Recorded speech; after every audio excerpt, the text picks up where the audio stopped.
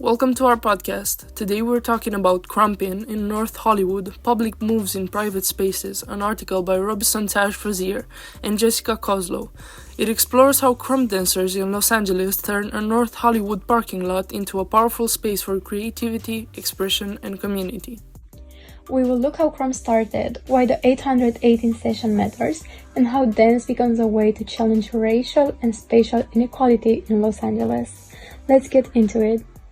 So the 818 session happens late on Wednesday night in a strip mall parking lot in North Hollywood.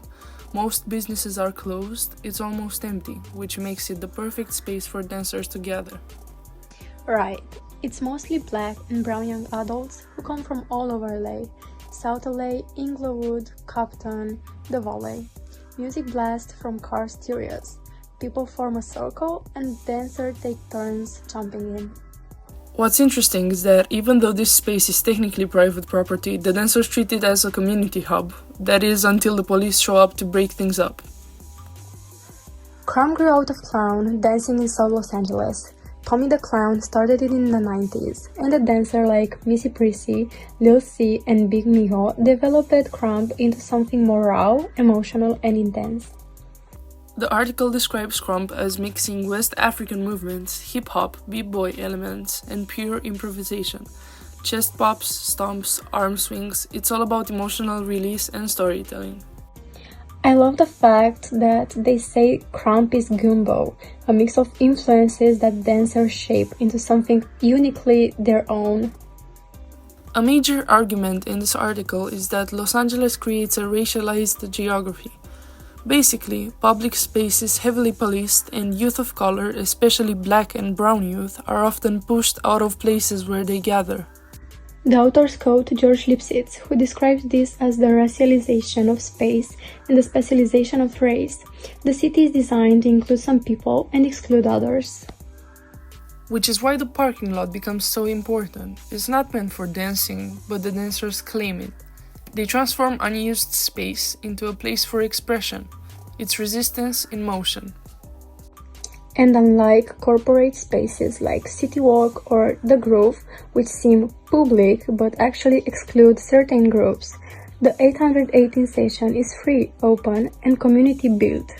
The dancers don't just dance in the space, they dance with it. They use cars, shadows, streetlights, even the architecture.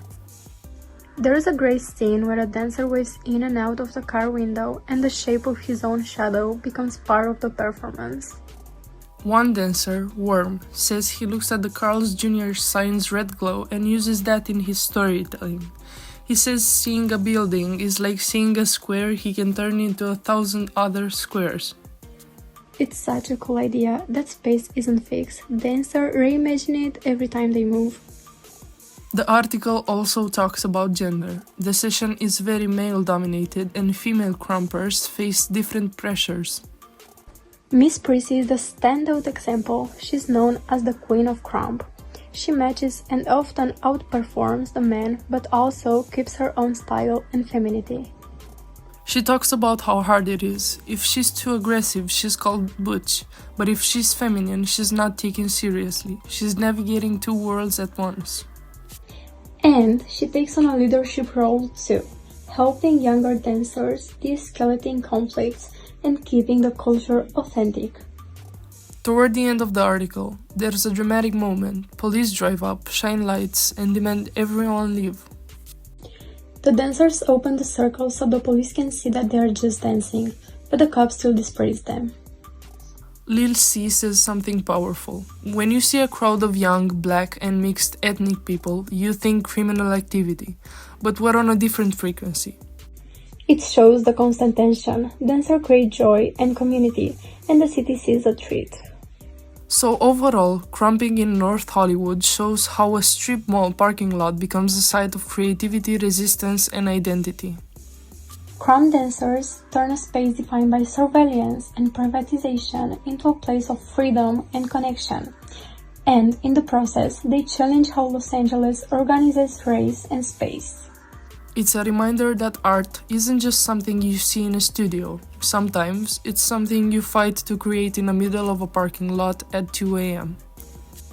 I hope you guys enjoyed our podcast about Krumpin, and thank you so much for listening.